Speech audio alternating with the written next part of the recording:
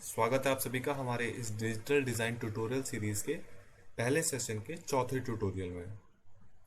पिछले वीडियो में आपने देखा कि हमने किस तरीके से अपना एक इलस्ट्रेशन कंप्लीट किया था जो कुछ इस टाइप का था। इसमें हमने अपने डैम के पूरे पार्ट्स को अलग अलग तरीके से बनाया और जनरेटर, टरबाइन, ये सारे कंपोनेंट्स में इसमें लगा के इसे एक कंप्लीट इलस्ट्रेशन हमने तैयार किया। उसके बाद हमने इसमें टेक्स्ट ऐड किया और ये एरोस ऐड करके इसे फिनिशिंग टच दिया। वीडियो के इस पार्ट में हम ये इलस्ट्रेशन जो आप मेरे राइट हैंड साइड पे देख रहे हैं, ये इलस्ट्रेशन हम बनाने वाले हैं। ये इलस्ट्रेशन हमारे वीडियो में काम आने वाला है कई जगहों पे। तो हम इस डैम के फ्रंट व्यू का एक इलस्ट्रेशन बनाने वाले हैं जो हमें वीडियो एडिटिंग में काम आएगा। तो चलिए शुरू करते हैं। डैम के इस इलस्ट्रेशन को बनाने के लिए मैं एक नई फाइल ले लेता हूँ। मैं फाइल में जाऊँगा, न्यू पे क्लिक करूँगा और जैसे ही न्यू पे क्लिक करूंगा मेरी नई फाइल आ जाएगी। अगर आपने कुछ चीज़ें सेव नहीं की तो वो एक बार ऑप्शन दे सकता है कि आपको सेव करना है या नहीं करना है, और फिर आपका इस टाइप का एक लेआउट आ जाएगा। और अब अगर आप जूम आउट करेंगे तो आप देख सकते हैं कि ये वाइट कैनवस मेरा पीछे आ चुका है, ये बैकग्राउंड स्क्रीन से।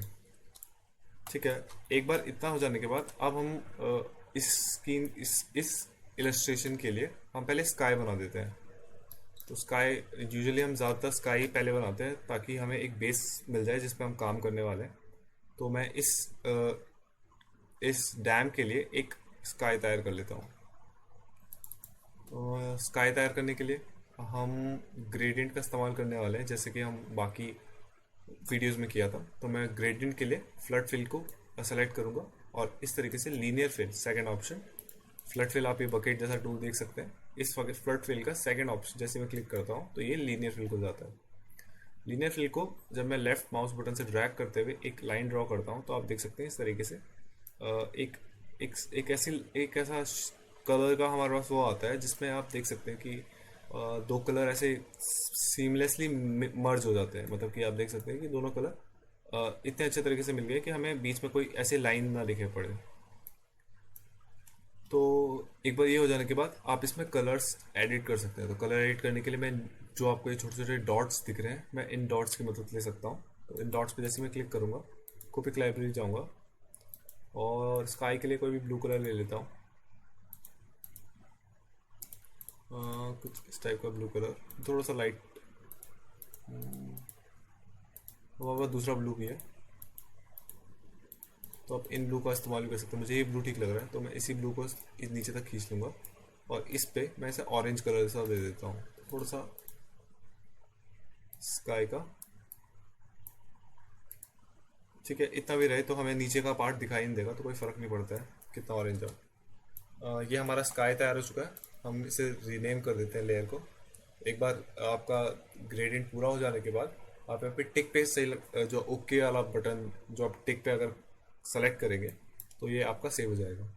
अब मैं इसको रीनेम कर देता हूँ। रीनेम करने के लिए वापस मैं लेयर को सेलेक्ट करके रखूँगा, लेयर मेन्यू पे जाऊँगा, उसके बाद रीनेम के ऑप्शन पे जाके इसे रीनेम कर देता हूँ। मैं इसे स्काई नाम से रीनेम कर देता हूँ और एक नई लेयर ले लेता हूँ जिसमें हम डैम के अलग अलग कंपोनेंट्स को एक एक करके ड्रॉ करने वाले हैं। तो सबसे पहले आप देख सकते हैं कि यहाँ पे ये डैम के राइट साइड और लेफ्ट साइड पे एक हमें इस टाइप का एक शेप देखने को मिलता है। एक हम इस शेप को ड्रॉ स्टाइल टूल की मदद से बना सकते हैं इजीली। इसे बनाने से पहले हम एक और टूल को देख लेंगे। तो हम इस टूल को बनाने से इस शेप को बनाने से पहले यहाँ पर सिमेट्री टूल का इस्तेमाल कर रहे हैं। तो सिमेट्री टूल को आप एक्टिवेट कीजिए। आपको पता है सिमेट्री टूल का फ़ायदा ये होता है कि जो भी हम चीज़ लेफ्ट साइड बनाएंगे वो राइट साइड ऑटोमेटिकली ड्रॉ हो जाएगी। तो आप देख सकते हैं कि यहाँ पर कुछ इस टाइप का ही इलस्ट्रेशन है कि आप लेफ्ट साइड को भी आपका सेम इमेज टाइप की आपको दिखाई देगी और राइट साइड को भी आपको सेम इमेज टाइप की दिखाई देगी। सेम कॉम्पोनेंट, सेम स्टाइल तरीके से आप इसे ड्रॉ कर सकते हैं। तो मैं यही करने वाला हूँ। उससे पहले आप एक काम कीजिए, एक ब्राउन कलर ले लीजिए जैसे कि हमने इलस्ट्रेशन में लिया है। कोई भी डार्क ब्राउन कलर, हाँ ये ब्राउन कलर ठीक है। आप ये ब्राउन कलर ले लीजिए। अगर आपको बाद में एडिट करना है तो आप वो भी कर सकते हैं। तो हमने कलर चूज़ कर लिया, मैं इसे क्लोज कर दूंगा और अब आप शेप ड्रॉ स्टाइल टूल की मदद से एक शेप बना लीजिए। तो शेप बनाने के लिए आप इसका इस्तेमाल कर सकते हैं, पॉलीलाइन का, या फिर आप लाइन और टूल का इस्तेमाल भी कर सकते हैं। तो मैं पॉलीलाइन का इस्तेमाल करता हूँ और सबसे पहले एक फ्लैट शेप, सीधी सी शेप बना देता हूँ। कुछ इस टाइप की।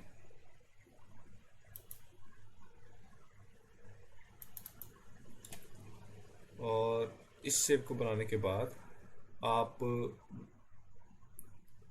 यहाँ पर इसे थोड़ा सा पहले मैं स्केल कर देता हूँ ताकि मेरे डैम पूरे इतने बड़े पार्ट में आए। और वापस अपने सिमेट्री टूल को एक्टिवेट करके मैं इसको थोड़ी सी और डिटेलिंग जो चीज़ें मुझे ऐड करनी है वो मैं ऐड करने लग जाऊँगा। तो सबसे पहले मुझे यहाँ पे एक इस टाइप का एक शेप चाहिए। तो ये हमारा शेप तैयार हो चुका है। अब जो बीच वाला पार्ट है मुझे इसे इरेज करना होगा, क्योंकि इस बीच वाले पार्ट का जो ये शेप है थोड़ा सा नीचे है, तो मैं इसे अलग लेयर पे दोबारा से बना सकता हूँ। तो मैं इरेजर की मदद से इसे यहाँ पे इरेज कर दूंगा। तो इरेजर को एक्टिवेट करने के बाद मैं शेप को ऑफ कर देता हूँ अपने, और इन दोनों को इस तरीके से इरेज कर दूंगा सही तरीके से। अब आप देख सकते हैं ये थोड़ा सा बाउंड्री ज़्यादा क्लोज हो चुकी है, तो मैं ब्रश का साइज छोटा करके जूम आउट करके और इसे इस तरीके से इरेज कर देता हूँ। अब मैं यहाँ पर इस तरीके से इसे भी इरेज कर देता हूँ। और एक बात का आपको ध्यान रखना है कि इसके अंदर हम कलर फिल करने के लिए फ्लड फिल का इस्तेमाल करने वाले हैं। तो आप देख लीजिए कि इस तरीके का कोई भी गैप आपके शेप में छूटे ना। तो आप जो भी गैप आपका छूटे तो आप यहाँ पे पेन से उसे कंप्लीट भर दीजिएगा। तो एक बार इस टाइप का शेप बन जाए तब हम इसके अंदर बाकी डिटेल डाल सकते हैं। उससे पहले मैं एक सॉलिड कलर डाल देता हूँ इसके अंदर। मैं वही इस टाइप का कुछ ग्रे कलर इसके अंदर फिल कर दूंगा। अभी मैंने डायरेक्ट, अगर मैं कलर डायरेक्ट फिल करता हूँ तो आप देख सकते हैं इस टाइप का ग्रेडियंट आ जाता है, क्योंकि हमारा ग्रेडियंट टूल एक्टिवेटेड है। अब मैं कुछ डालता हूँ तो आप देख सकते हैं ये इस टाइप का कलर आ जाता है। ठीक है, इस टाइप का आप एक ब्राउनिश ग्रे कलर चूज़ कर लीजिए। मैंने ये कलर चूज़ किया है। एक बार चूज़ करने के बाद वापस सिमेट्री टूल एक्टिवेट कर देता हूँ मैं, और इसे मैं वापस सेंटर पे लेके आ जाता हूँ।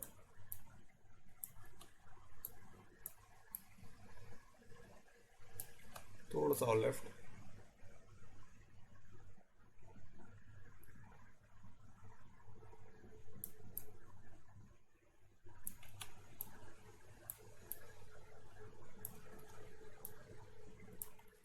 थोड़ा सा और राइट शायद। ठीक है, ये परफेक्ट है।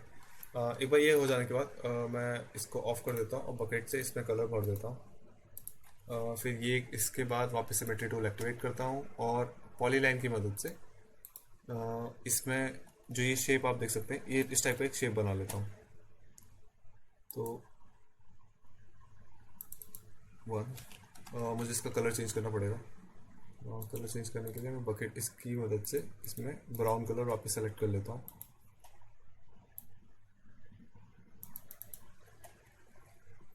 थोड़ा सा डार्क कलर ले लेते हैं ताकि हमारा इजीली दिख पाए। ठीक है, ये सही है। और इस तरीके से मैं शेप तैयार कर लेता हूँ इसका।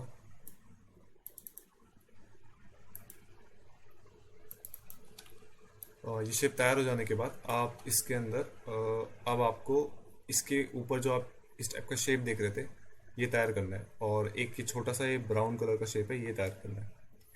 तो मैं इसके लिए नई ले लेता हूँ और पॉलीलाइन की मदद से एक शेप ड्रॉ कर लेता हूँ। थोड़ा सा डार्क कलर चाहिए इसमें मुझे, तो मैं इसके लिए थोड़ा सा डार्क कलर ले लेता हूँ कोई भी,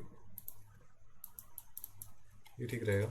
और इस शेप को इससे थोड़ा सा ऊपर करके बनाना है मुझे, तो मैं इसे यहाँ से शुरू करूँगा और अपने इसके एजेस पे लेके आते हुए यहाँ पे छोड़ूंगा, क्रॉस में लेके जाऊँगा इस तरीके से,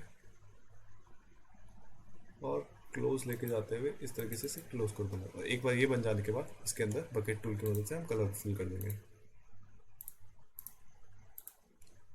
और कलर फिल करने के बाद वापस हम सिमेट्री एक्टिवेट करेंगे, और अब ये वाला शेप हमें तैयार करना है जो आप इस टाइप का ये देख रहे हैं, जिसमें हमें छोटे छोटे ये पिलर्स टाइप के बनाने हैं और इसके अंदर छोटे छोटे डैश बनाने हैं।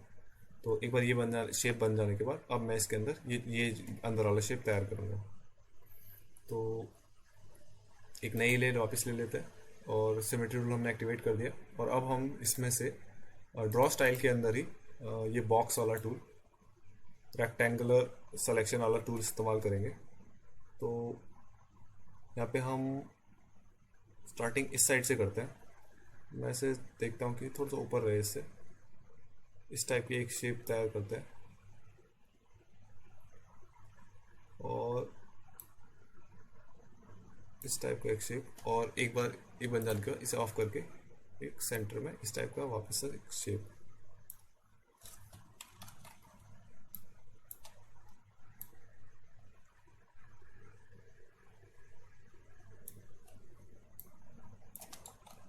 अब अगर आप चाहें तो इससे 4 शेप भी तैयार कर सकते हैं। तो एक बार ये हो जाने के बाद मैं इसके अंदर कलर फिल बकेट बकेट की मदद से कलर फिल कर देता हूँ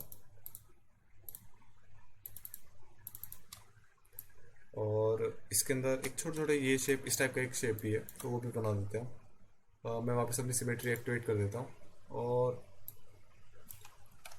यहाँ पे इसी शेप की मदद से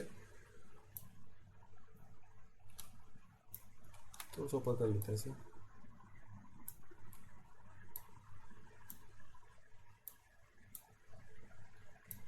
और इसके अंदर ऐसे इस टाइप से मैं कलर भी फिल कर सकता हूँ। तो एक बार ये हो जाने के बाद अब हमें ये इसके बीच में छोटे छोटे डैशेस बनाने हैं। तो डैशेस बनाने के लिए मैं क्या करूँगा, मैं या तो इस टूल का इस्तेमाल कर सकता हूँ और इसमें मैं शेप का ऑफ कर दूंगा, शेप टूल का इस्तेमाल ऑफ कर दूंगा और ब्रश की मदद से ब्रश का साइज हमें बढ़ाना पड़ेगा बस,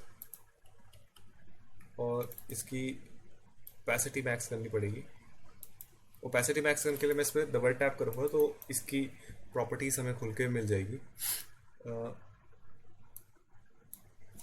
तो अब हम सिर्फ मैं शिफ्ट की मदद से एक स्ट्रेट लाइन बनाऊंगा, यहाँ पे छोटे छोटे डैशेस बनाऊंगा यहाँ पे, और एक डैश यहाँ पर।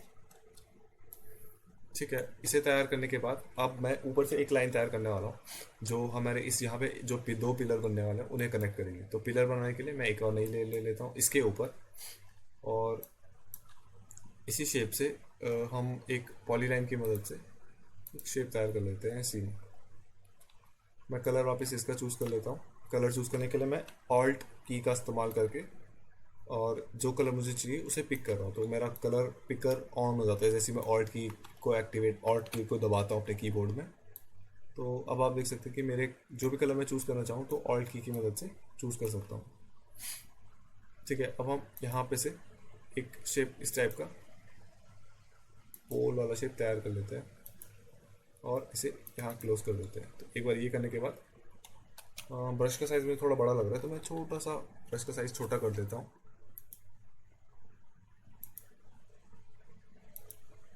और यहाँ पे जाके इसे हम इस तरीके से क्लोज कर देंगे। अब एक बार ये हो जाने के बाद मैं इसे थोड़ा स्क्यू कर देता हूँ। इंडिविजुअली मुझे स्क्यू करना पड़ेगा तो मैं ऐसे पकड़ पकड़ के स्क्यू कर देता हूँ। ठीक है, राइट साइड मैंने स्क्यू कर दिया, मैं लेफ्ट साइड को भी स्क्यू कर सकता हूँ इसी तरीके से। स्क्यू करने के लिए मैं सिलेक्शन टूल का क्विक ट्रांसफॉर्म टूल में पहले वाले सिलेक्शन को रेक्टेंगुलर सिलेक्शन का इस्तेमाल कर रहा हूँ। तो इस तरीके से आप अपने पिलर्स को तैयार कर सकते हैं और एक बार पिलर सही जगह पे आ जाए फिर आप इसके अंदर कलर फिल कर सकते हैं। तो कलर फिल करने के लिए आप इस वाले कलर को चूज़ कीजिए, ऑल्ट की। आप हमेशा ऑल्ट की जब भी आप कलर चूज़ करना है, आपको कोई आपके इलस्ट्रेशन के अंदर ही कोई कलर चूज़ करना है तो ऑल्ट की मदद से आप वो कलर चूज़ कर सकते हैं। तो मैं ऑल्ट की को दबाऊंगा तो एक ऐसा कलर पिकर आ जाएगा और फिर मैं बकेट टूल की मदद से इन दोनों के अंदर कलर इस टाइप से भर दूंगा। तो इस तरीके से हम ये शेप तैयार कर लेंगे। अब मुझे यहाँ पे छोटे छोटे बैरिकेड्स जो आप देख रहे थे ये मुझे तैयार करने हैं यहाँ पे, और एंड में एक और इसी टाइप का एक पिलर बनाना है। तो पिलर बनाने के लिए वापस हम पॉलीलाइन की मदद से और इस कलर को चूज़ कर सकते हैं या आप चाहें तो इस कलर को चूज़ कर सकते हैं, और यहाँ पर हम एक शेप बनाएंगे ऐसी खम्बे जो पिलर का है इस टाइप का।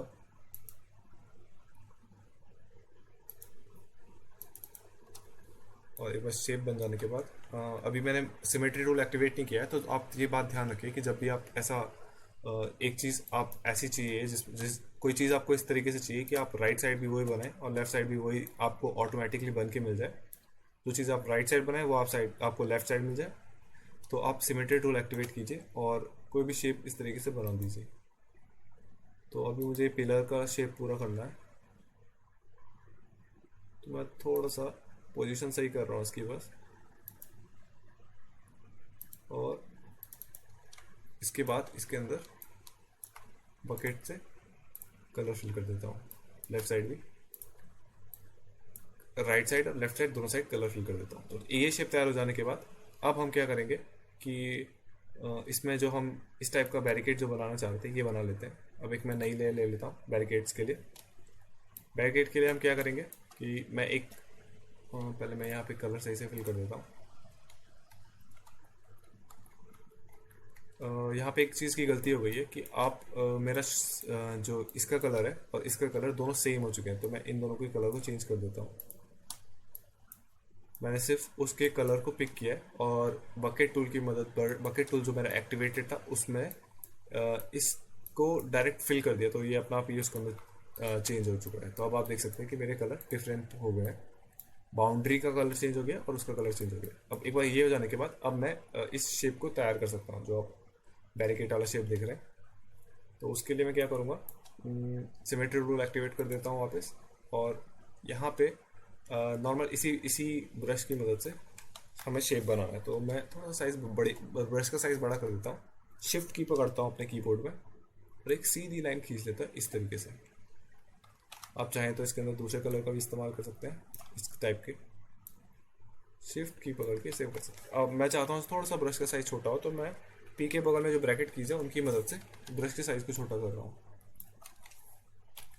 जितना परफेक्ट आपको लगेगा उसके बाद आप ये कर सकते हैं। ठीक है, एक बार ये हो जाने के बाद अब मैं क्या करूँगा कि मैं शिफ्ट की मदद से यहाँ पे इस तरीके से बैरिकेड तैयार कर लूँगा। शिफ्ट की जब मैं पकड़ते हैं तो ऑटोमेटिकली आपका जो लाइंस है वो स्ट्रेट बनने लग जाती है, आपको रूलर की यूज़ करने की ज़रूरत नहीं है। आप डायरेक्ट इस तरीके से भी स्ट्रेट लाइन बना सकते हैं। आपको जो भी चीज़ स्ट्रेट चाहिए आप शिफ्ट पकड़िए और एक या तो हॉरिजॉन्टली स्ट्रेट लाइन बना सकते हैं या वर्टिकली स्ट्रेट लाइन बना सकते हैं। तो एक बार ये हो जाने के बाद मैं इसे सिमेट्री ऑफ कर देता हूँ, यहाँ जाता हूँ, यहाँ देखता हूँ कि क्या गड़बड़ हुई है। यहाँ पे मेरा थोड़ा सा गैप रह गया इसके बीच में, तो मैं शिफ्ट की मदद से इसे कंप्लीट कर देता हूँ और यहाँ पर एक ये और डाल देता हूँ। ये हो जाने के बाद अब आप देख सकते हैं कि आपका ऊपर वाला पार्ट ऑलमोस्ट तैयार हो चुका है। अब आपको इसमें ऐड करना है एक लाइन जो यहाँ ऊपर आपको इस टाइप से दिख रही है, तो मैं एक यहाँ पे एक स्ट्रेट लाइन यहाँ पे ऐड कर देता हूँ। इसको ऐड करने के लिए इस टाइप से एक स्ट्रेट लाइन खींच लेते हैं। बेसिक सा शेप है, आप इसे शिफ्ट की मदद से एक स्ट्रेट लाइन में कन्वर्ट कर सकते हैं। तो मैं शिफ्ट की यूज़ करके इसे स्ट्रेटली इससे ऐड, मतलब यहाँ से इसके लेफ्ट कॉर्नर से राइट कॉर्नर पे ऐड कर रहा हूँ। ठीक है, कलर पिकर से मैं पहले कलर चूज़ कर लेता हूँ जो भी मुझे चाहिए। कलर चूज़ करने के बाद आपको सिर्फ एक स्ट्रेट लाइन खींचनी है यहाँ से यहाँ तक। तो ब्रश का साइज छोटा कर सकते हैं और मैं इसे यहाँ से यहाँ तक कनेक्ट कर देता हूँ। ठीक है, एक बार ये हो जाए और आप ये बात ध्यान रखें कि आपका लाइन पूरा सही तरीके से कनेक्ट हो। ये इसे हो जाने के बाद अब आप इसमें इसको फाइनलाइज तरीके से सेट कर सकते हैं। आपको जहाँ से रखना है, आप चाहें तो इसे ऊपर की तरफ ट्रांसफॉर्म करके रख सकते हैं। ट्रांसफॉर्म करने के लिए मैंने क्या किया है, मैं इन सबको सेलेक्ट कर रहा हूँ और ट्रांसफॉर्म टूल की मदद से, जो आप बकेट के एक टूल छोड़ के क्विक ट्रांसफॉर्म टूल की मदद से इसे ऊपर की साइड प्लेस कर सकते हैं। आप चाहें तो इसे थोड़ा स्क्यू कर सकते हैं इस टाइप से, आप चाहें इसे थोड़ा लंबा खींच के लगा सकते हैं। तो ये आपके अब कंट्रोल में कि आप इसे किस तरीके से सेट करना है। तो एक बार ये हो जाने के बाद अब आप इसके बाकी के कंपोनेंट्स को बनाने के लिए आगे बढ़ सकते हैं। तो आपने ये बना लिया, अब आप नीचे का ग्रास वाला पार्ट बना सकते हैं या फिर आप पहले वाटर वाला पार्ट बना दीजिए, फिर ग्रास वाला पार्ट आप ऐड कर दीजिएगा। तो अभी हम ये कर लेते हैं कि एक वाटर वाला पार्ट बना देते हैं। तो वाटर वाला पार्ट बनाने के लिए मैं क्या करता हूँ, एक नई लेयर ले लेता हूँ। इन सारी लेयर्स को मैं एक ग्रुप में डाल देता हूँ ताकि ऑर्गेनाइज सही से हो। ग्रुप को ऐड करने के लिए यहाँ पे गया हूँ मैं अपने जो लेयर मेन्यू वाले ऑप्शन पे है। यहाँ पे जो सेकंड ऑप्शन है ये एक ग्रुप का ऑप्शन है, तो ग्रुप मेरा बन चुका है। अब मैं इसे रीनेम कर देता हूँ। रीनेम करने के लिए लेयर मेन्यू पे गया और रीनेम के ऑप्शन पे क्लिक कर दिया, तो ये ग्रुप को नेम को एडिट करने का ऑप्शन मेरे पास आ चुका है। तो मैं इसे डैम स्ट्रक्चर करके सेव कर लेता हूँ। और ये सारी चीज़ें इसके अंदर शिफ्ट पकड़ के मैं इन सबको सेलेक्ट करूँगा। पहले वाले लेयर पे गया और फिर लास्ट वाले लेयर पे गया, शिफ्ट पकड़ा है मैंने और इसे ड्रैग करके इस डैम स्ट्रक्चर के अंदर डाल दिया। अब मैं इसे ऑफ कर देता हूँ। अब आप देख सकते हैं कि ये पूरा स्ट्रक्चर एक साथ ऑन ऑफ हो रहा है। इस वाली लेयर को मैं रीनेम कर देता हूँ और यहाँ पर इसको नेम दे देता हूँ वाटर। अब आपको काम करने में आसानी होगी। डैम स्ट्रक्चर अगर आपको ट्रांसफॉर्म करना है तो आप एक साथ आप लेके जा सकते हैं, कहीं भी लेके जाइए आप। और अगर वाटर आपको चाहिए तो अब आप वाटर का एक इंडिविजुअल लेयर आपके पास है। ठीक है, अब हमें वाटर ऐड करना है। वाटर ऐड करने के लिए हम क्या कर सकते हैं, मैं यहाँ पे सिलेक्शन टूल की मदद से वाटर को ऐड करने वाला हूँ। तो सिलेक्शन टूल को जैसे मैं एक्टिवेट करता हूँ, यहाँ पे कुछ 4-5 ऑप्शन हमें देखने को मिलते हैं। इनमें से मैं पॉलीलाइन का टूल, जो फोर्थ ऑप्शन है, पॉलीलाइन टूल की मदद से यहाँ पर ये शेप बनाता हूँ वाटर के लिए। तो यहाँ पे पहले इस टाइप को यहाँ पे सेलेक्ट करूँगा, सेकंड यहाँ, और फिर इसे अपने पेज के एंड तक ये मेरा सिलेक्शन पूरा कर दूंगा। तो एक बार ये हो जाने के बाद पॉकेट टूल पकड़िए, कॉपी लाइब्रेरी खोलिए और यहाँ पे से जो वाटर का कलर होता है आप उस टाइप का एक कलर चूज़ कर लीजिए। मैंने इनमें से कोई कलर चूज़ किया है। एक बार मुझे कोई फाइनल कलर मिल जाए तो उसके बाद मैं आपको वैल्यू बता दूंगा। यहाँ पे भी आपके ऑप्शंस हैं, आप इनमें से कोई भी कलर चूज़ कर सकते हैं। ये कलर ठीक लग रहा है, मुझे बेटर लग रहा है। एक बार कलर चूज़ हो जाए फिर आपको क्या करना है, आप सिंपली कुछ मत कीजिए, इस वाली लेयर को आपको ड्रैग करके नीचे लेके आना है ताकि वो पीछे आपका दिखाई दे। तो एक बार कलर चूज़ करने फिल करने के बाद आप इसे ड्रैग करके नीचे इस तरीके से लेके आ सकते हैं। ठीक है, एक बार ये हो जाने के बाद आप एक काम कीजिए, कंट्रोल डी दबाइए, जिससे आपका ये डी सेलेक्ट हो जाएगा। तो एक बार इतना करने के बाद अब आप इसमें बाकी के डिटेलिंग वाले काम कर सकते हैं। तो अब मैंने वाटर इसमें ऐड कर दिया। वाटर के ऊपर मैं एक लेयर ऐड करूँगा। इसको मैं रीनेम करके लिख लेता हूँ, ग्रास या सॉइल, आप कुछ भी लिख सकते हैं। सॉइल लिख लेता हूँ। अब जो ये ग्रीन वाला पार्ट है ये हम ऐड करने वाले हैं। मैं वापस रीनेम कर देता हूँ, सॉइल। अब हम यहाँ पे सॉइल वाला पार्ट ऐड करने वाले हैं। तो सॉइल वाले पार्ट को हम किस तरीके से बनाने वाले हैं, अभी हमारा वाटर वाला काम पूरा नहीं हुआ है, लेकिन हम उसे बाद में एडिट कर सकते हैं। एक बार हम सॉइल ले लेते हैं ताकि हमें बेस पता चल जाए कि हम कहाँ तक हमारी कौन सी चीज़ आ रही है। तो एक बार सॉइल बनाने के लिए मैं क्या करता हूँ, यहाँ पर मेरे पास स्टेडी स्ट्रोक टूल है, जिसकी मदद से आपने पिछले वाले ट्यूटोरियल में माउंटेन्स बनाए थे। उसी से मैं यहाँ पर ये ग्रास का ये इस टाइप का एक शेप बनाऊंगा, जिसमें इस टाइप का एक कर्व आ रहा है और यहाँ से सीधा जा रहा है। तो ठीक है, हम शेप तैयार करते हैं। तो मैं यहाँ पे, आप चाहें तो सिमेट्री टूल एक्टिवेट कर सकते हैं। यहाँ पे जो भी आप चीज़ बनाएंगे वो लेफ्ट साइड भी वही बनेगी, राइट साइड भी वही बनेगी। तो आप इस तरीके से कर सकते हैं, या फिर आप एक एक करके बनाइए और फिर उसे मिरर या फ्लिप कर दीजिए, जो आपके कन्वीनियंस में सही रहे आप उस तरीके से कर सकते हैं। जैसे कि हमने पहले वो माउंटेन पे किया था। हम कॉपी लाइब्रेरी पे जाते हैं, कलर चूज़ कर लेते हैं अपना ग्रीन कलर, जिस टाइप का आपको कलर चाहिए। ये कलर ठीक है, मैं इस कलर के साथ मूव करता हूँ आगे। और आप एक शेप तैयार कर लीजिए जो आप यहाँ पे देखना चाहते हैं। तो मैं बकेट सिमेट्री ऑफ कर लेता हूँ, स्टेडी स्ट्रोक टूल ऑन कर देता हूँ, इसकी इंटेंसिटी थोड़ी कम कर देता हूँ। और जब तक आपको आपका डिज़ायर्ड शेप ना मिले तब तक आप इस तरीके से उसमें कलर भरते रहिए। और एक बार ये हो जाने के बाद अब बकेट टूल की मदद से इसमें कलर भर दीजिए। एक बार चेक करने के लिए आप ये देख लीजिए कि आपका जो शेप है वो कंप्लीट हुआ है नहीं हुआ। मेरा शेप कंप्लीट नहीं हुआ था, इसलिए वो कलर बाहर फ्लो कर रहा था। तो अब मैं इसके अंदर कलर भरूंगा तो कलर इसके अंदर स्टे करेगा। तो एक बार ये शेप तैयार होने जाने के बाद आप थोड़ा सा ट्रांसफॉर्म वगैरह कर सकते हैं अपने हिसाब से।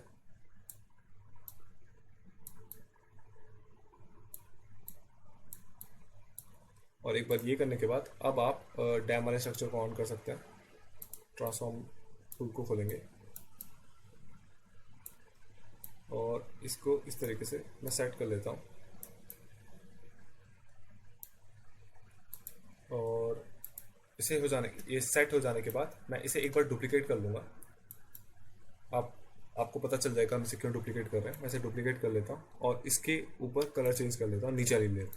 इसको मैं ब्राउन कलर चूज़ कर लेता हूँ, जो मेरे सॉइल का कलर होता है। इस टाइप का कलर से ट्राई करते हैं। अब मैं इसे थोड़ा सा ट्रांसफॉर्म कर लेता हूँ, और अब चाहे तो थोड़ा सा स्क्यू कर सकते हैं इस टाइप से, और इस टाइप से आप ये शेप तैयार कर सकते हैं जिस टाइप का मैंने यहाँ पे बनाया है। अब आप एक बार ये तैयार हो जाए, फिर आप इसमें कोई और कलर आपको चूज़ करना है तो आप कलर चूज़ करके बकेट टूल की मदद से ईजिली इसमें चेंज करके डाल सकते हैं, मतलब जो भी आप चाहें। डार्क कलर चाहते हैं, थोड़ा लाइट चाहते हैं, तो आप इस तरीके से चेंज कर दीजिए।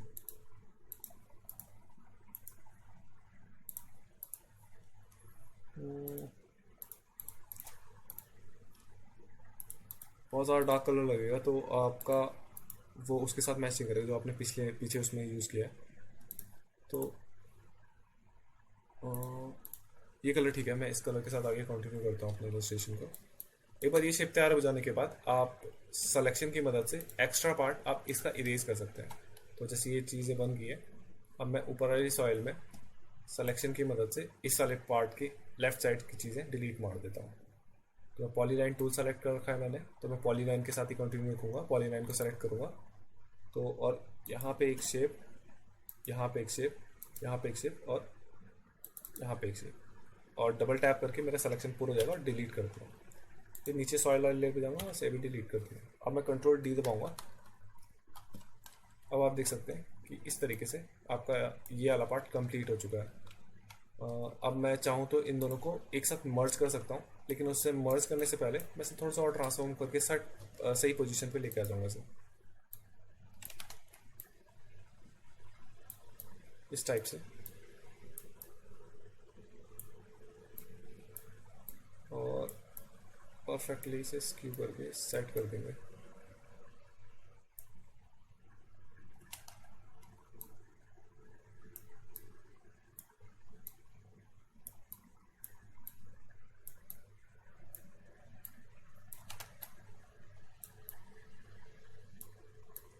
एक बार सेट हो जाने के बाद ओके पे क्लिक करूँगा, और अब आप चेक कर सकते हैं किस तरीके से आपका ये दिख रहा है।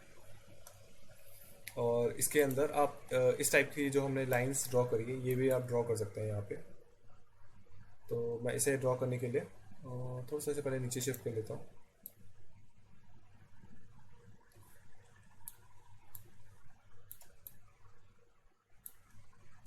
अब मैं यहाँ पे लाइन ड्रॉ करूँगा सॉइल के ऊपर, तो मैं अपना कलर चूज़ कर लेता हूँ, अपना ब्लैक कलर चूज़ करके इसमें छोटी छोटी सी ऐसी लाइन में ड्रॉ कर लेता हूँ। और सिलेक्शन इसके अंदर मैं चाहता हूँ कि मेरी लाइन इसी के अंदर ड्रॉ हो, बाहर ना जाए, तो मैं सिलेक्शन की मदद से इस मैजिक वॉन्ड टूल की मदद से इसे पूरा सेलेक्ट कर लेता हूँ। और अब मैं जो भी ड्रॉ करूँगा वो इसके अंदर ही ड्रॉ होगा। तो मैं कोई भी शेप ड्रॉ करूँगा तो इसके अंदर ही ड्रॉ होगा। तो ब्रश का साइज आप एडजस्ट कर सकते हैं अपने हिसाब से, और आप इस तरीके से लाइंस ड्रॉ कर सकते हैं यहाँ पे। और एक शेप आपका तैयार हो जाए फिर आप इसे राइट साइड भी ड्रॉ कर सकते हैं। तो ये मेरा इतना हो चुका है। अब एक काम कर लेता हूँ, मैं इसे थोड़ा सा इरेज कर लेता हूँ। मेरा जो इतना पार्ट एक्स्ट्रा दिख रहा है इसे मैं हटा देता हूँ। हटाने के लिए वापस सिलेक्शन और पॉलीलाइन की मदद से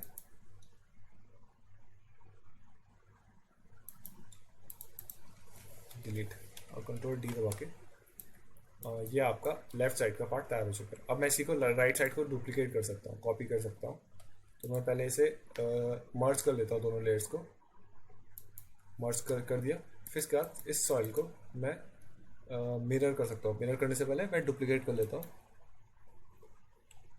डुप्लीकेट और विंडोज़ इमेज पे जाके मिरर लेयर पे जाके, तो अब आप देख सकते हैं कि दोनों दूसरा साइड भी आपका इस टाइप से ये तैयार हो चुका है। ये हो जाने के बाद अब आप वाटर के अंदर भी एडिट कर सकते हो अपनी चीज़ें।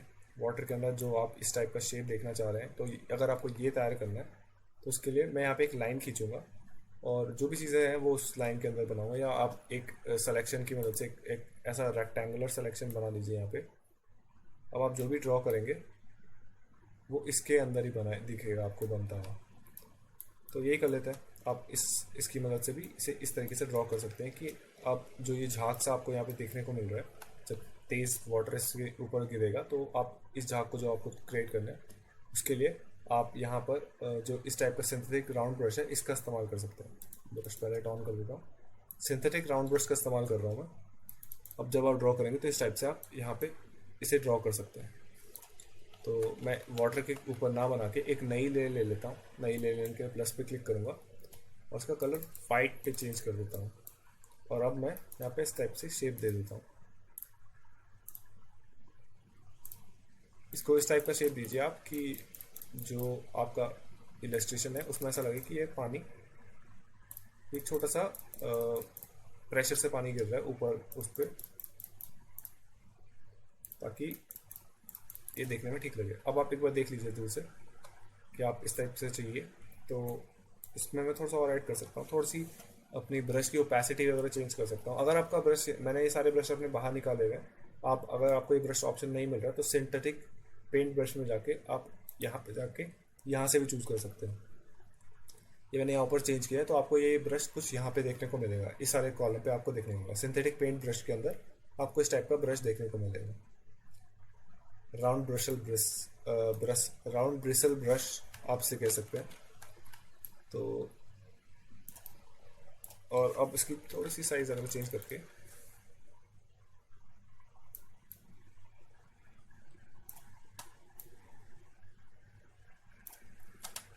ये करने के बाद अब मैं कंट्रोल डी दबा के इसे डीसेलेक्ट कर सकता हूँ, या थोड़ा सा और एडिट कर सकते हैं। और ये छोटे छोटे जो आप पार्टिकल्स है ये ऐड कर सकते हैं। तो उसके लिए मैं क्या करूँगा, ब्रश बहुत छोटा कर लूँगा और इस तरीके से लाइन मार देता हूँ।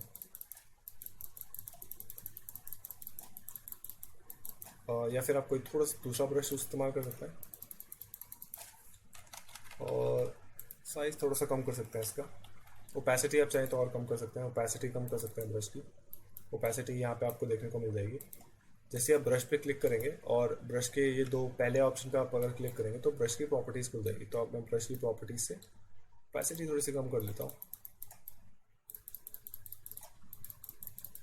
और इस तरीके से शेप बना लीजिए आपकी। कुछ वाटर ड्रॉपलेट्स या फिर कुछ ऐसे पार्टिकल्स जो पानी से टकरा के बनते हैं, तो इस तरीके से मैं छोटे छोटे ये बना रहा हूँ। तो ये हो जाने के बाद आप चाहें तो आप इसकी ओपेसिटी कम कर सकते हैं अगर आपको ये बहुत ज़्यादा वो लग रहा है। थोड़ा सा ब्रश साइज बढ़ा,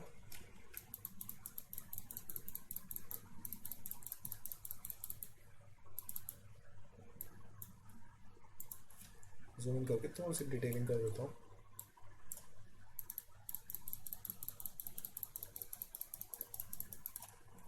एक बार हो जाने के बाद आप कंट्रोल डी दबाइए तो आपका ये डीसेलेक्ट हो जाएगा और आपका ये शेप यहाँ पे तैयार हो चुका होगा।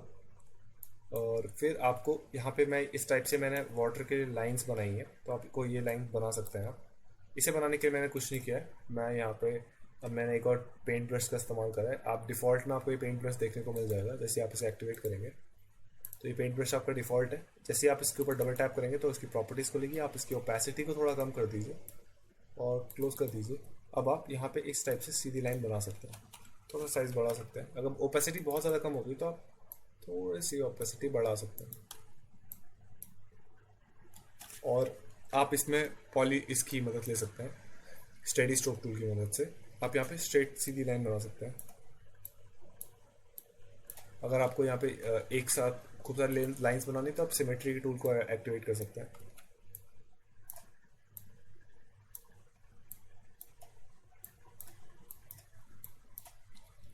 एक्टिवेट करने के बाद अब इस तरीके से हम यहाँ पे भी एक शेप बना देंगे इसी टाइप से।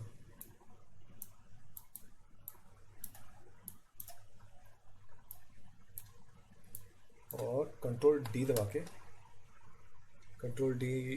आप इसे डीसेलेक्ट कर सकते हैं। तो और इसको आपको अगर डीसेलेक्ट करना है तो मैं इसे वापस इस पे ऊपर क्लिक करूँगा सिमेट्री टूल के ऊपर।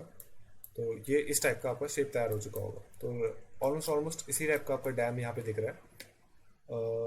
अब आपको एक और चीज़ यहाँ पे इलस्ट्रेट करनी है। जो आपका यहाँ पीछे एक इस टाइप का आपको एक शेप देखने को मिल रहा है जो इसके बॉर्डर को यहाँ पे कनेक्ट कर रहा है, तो आपको एक वो बनाना है। तो उसके लिए मैं एक और नया डैम स्ट्रक्चर के अंदर एक नई लेयर ले लेता हूँ। मैं इसे नीचे ले लेता हूँ इन सब की लेयर से।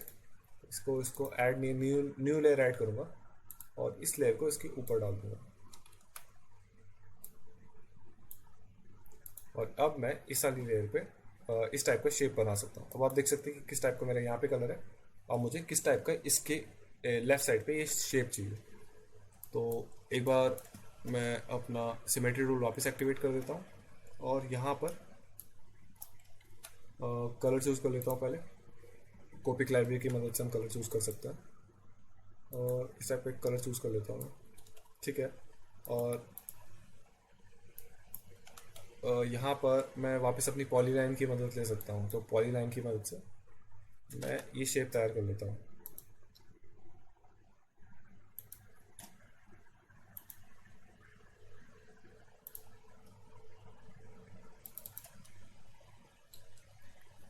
अब आपको देख सकते हैं कि इस टाइप का मैंने शेप तैयार कर लिया। मैं आपको शेप पसंद नहीं आ रहा तो आप अंडू कर लीजिए।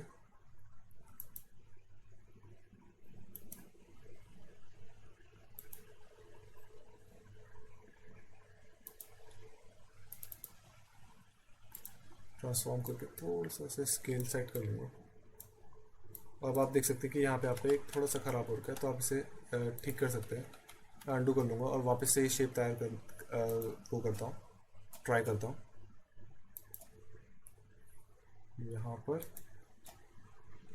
यहाँ पर, यहाँ पर, और एंड से यहाँ पे करूँगा। अब मैं बकेट टूल की मदद से इसमें ये कलर भर देता हूँ जो मेरी बाउंड्री से थोड़ा सा लाइट हो। तो मैं इस कलर को चूज़ कर लेता हूँ और इसका एक दूसरा कलर इसके अंदर फिल कर दूंगा।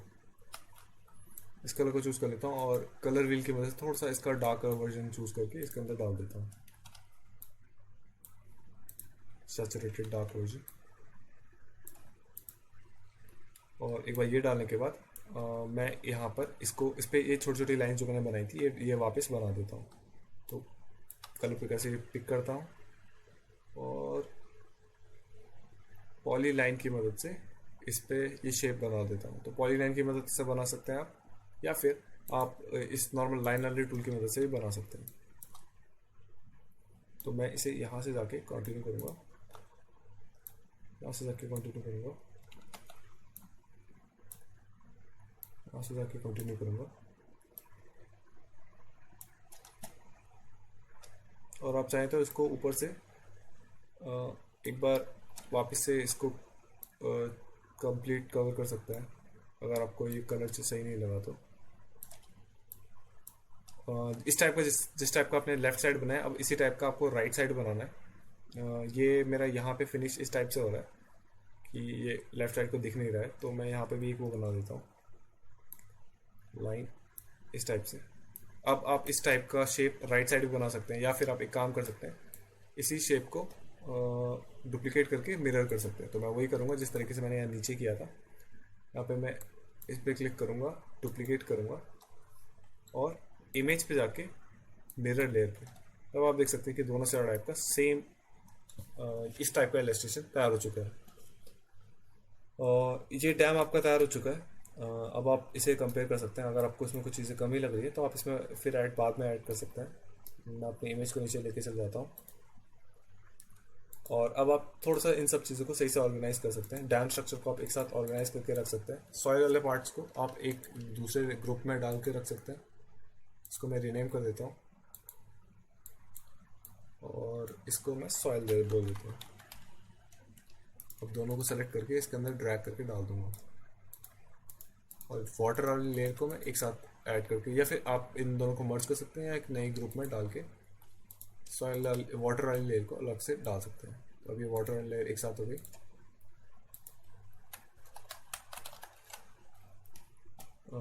अब आपका ये डैम का इस टाइप का स्ट्रक्चर पूरा हो चुका है। अब आप चाहें तो इसे ट्रांसफॉर्म करके कहीं और प्लेस कर सकते हैं। तो आप चाहे तो इसे छोटा करके रख सकते हैं, थोड़ा सा आप इसे लंबा खींच के रखना चाहते हैं तो इस टाइप से आप स्ट्रेच करके लगा दीजिए। ये भी बढ़िया लग रहा है। आप चाहे तो इसे इस टाइप से भी रख सकते हैं। एक बार आपका सेट हो जाए तो आप कंट्रोल S दबाइए और जहाँ आपको इसे सेव करना है तो आप इसे वहाँ सेव करके रख सकते हैं। तो मैं इसे ट्यूटोरियल 5 के नाम से सेव कर लेता हूँ, या आप इसे 4 के नाम से सेव कर सकते हैं। मैं इसे सेव एज करके 4 पे वापस चेंज कर देता हूँ और सेव कर दीजिए। अब आपके दो इलस्ट्रेशन हमने तैयार कर लिए हैं इस ट्यूटोरियल में। एक आपका ये वाला इलस्ट्रेशन था और एक इलस्ट्रेशन आपने जो पिछले सेशन में बनाया था। वो इलस्ट्रेशन आपको कुछ इस टाइप का देखने को मिलेगा।